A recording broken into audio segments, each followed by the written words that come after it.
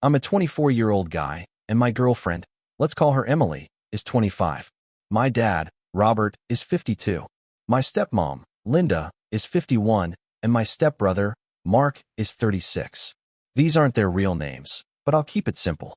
My mom passed away years ago, so she's not part of this story. I first met Emily about 7 years back at an anime convention in New York City. Before that, we had actually worked at the same ambulance company. She didn't remember me at all, but I sure remembered her. At that convention, she was supposed to meet someone else, but the guy never showed. We started talking, and right away we clicked. From then on, we stayed close friends. When the pandemic rolled around, I finally asked her out, and we've been together ever since. Emily's an incredible person. She's into anime, fantasy novels, sci-fi books and shows, and even My Little Pony. Friendship is magic. She also loves true crime podcasts. That's not really my thing, but it makes her happy, and that's what matters. Back when we were just friends, Emily had never met my family. But once we started dating, I figured it was time. So I introduced her to my dad, my stepmom, and my stepbrother. Right away, everything went great. Emily got along with everyone, and they all loved her. My stepbrother, Mark, wouldn't leave her side, but I just assumed he was being friendly and trying to get to know her better. After a while, my stepbrother, Mark, started getting kind of annoying. He began showing up at my apartment more often and texting Emily a lot. She told me about it, but we both figured it wasn't a big deal. When Emily and I moved in together, his visits only became more frequent. About a year after we got settled, my stepmom, Linda, asked if Mark could move in with us. She explained that he was moving out of my dad's place for the first time, and she thought being with family would make things easier on him. Since the house we were renting had an extra bedroom, we agreed, on the condition that it would just be for a year, max. Once Mark moved in, he got really clingy. He wanted to hang out with us every single day. Normally, after work, Emily and I like to relax by playing video games, reading together, watching movies in bed, or heading over to a friend's place for D&D. But now, Mark was in the mix for almost all of it. The only exception was reading. Emily and I usually sit on the patio with our own books, enjoying the quiet together. Even then, Mark would come outside and start talking about random things. When Emily and I were playing video games, he'd plop down on the couch and ask for a turn. If Emily wanted to zone out, cook, and listen to music or her true crime podcasts, Mark would show up in the kitchen and strike up a conversation, making it impossible for her to enjoy her downtime. She never complained, though. Emily hates confrontation, so she just put up with it. Mark started tagging along in ways that crossed the line.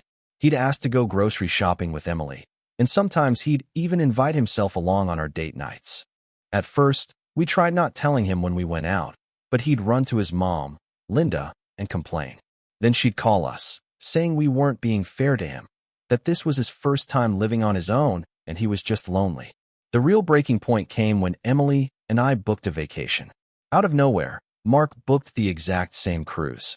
That wasn't just some coincidence. It was a cruise built around a true crime convention. Mark doesn't care about true crime at all. Honestly, I'm not even that into it myself, but Emily loves it, so I wanted to surprise her with something special. The fact that he tagged along made it obvious he was crossing a serious boundary. That cruise ended up being full of drama, and after it was over, I finally told Mark and my dad, Robert, that enough was enough. We needed our own space, and Mark had to move out. Linda didn't take it well, but thankfully Robert stood his ground. He told her it had already been 14 months, and it was time for Mark to find his own place. In the end, Mark packed up and moved back in with Robert and Linda. For a while, life was good again. Emily and I finally had peace in our own space. Mark still came around a little too often, but we kept our distance as best we could, and man, it felt like a huge relief. So here's what's going on now. I asked my dad, Robert, if I could have my mom's wedding ring so I could propose to Emily. He didn't even hesitate. He gave me her ring, along with his own wedding band for me to keep. It meant a lot. But once Linda found out, she got nasty about it. She started making these snide comments about Emily being older than me, saying she wouldn't have as much time to have kids.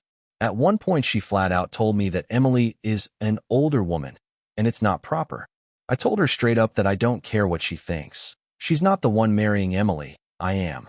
Then Mark found out about the engagement, and he's been running his mouth too. He told me Emily isn't the right person for me, that I don't really understand her the way he does.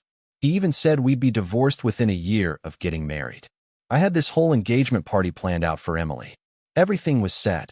I was going to propose during a pool party in our backyard with all our friends and family there. But about 2 hours before it started, my dad, Robert, called and told me that Linda had accidentally eaten shrimp and ended up in the hospital. He said he couldn't make it. I still went through with the party, and it was a great time, but I held off on proposing. I really wanted my dad there when I asked. So, I tried again.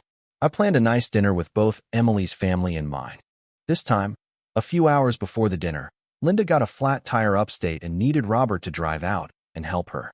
That ruined the plan too. I gave it another shot at a barbecue Robert was supposed to host. My idea was to pop the question there. But wouldn't you know it, the night before, his grill broke, and the whole barbecue got canceled. After all the bad luck with my proposal plans, I finally decided to keep it simple and ask Emily during a vacation to Japan. I didn't tell anyone. I booked a spa day over there, and that's where I asked her to marry me. She said yes. We shared the news online, and my dad, Robert, was thrilled. But Linda? She went off the rails. She blew up my phone, screaming that I had betrayed Mark. She told me Mark was in love with Emily, that she was his one and only, and that Emily and I weren't a good match. According to her, Emily was better suited for Mark because she's a little older. Now, I always knew Mark had a crush on Emily, but Emily never felt that way about him. Still, Linda wouldn't stop. She kept calling and texting, saying I should just let Mark have Emily. That's when I snapped and told her she was out of her mind.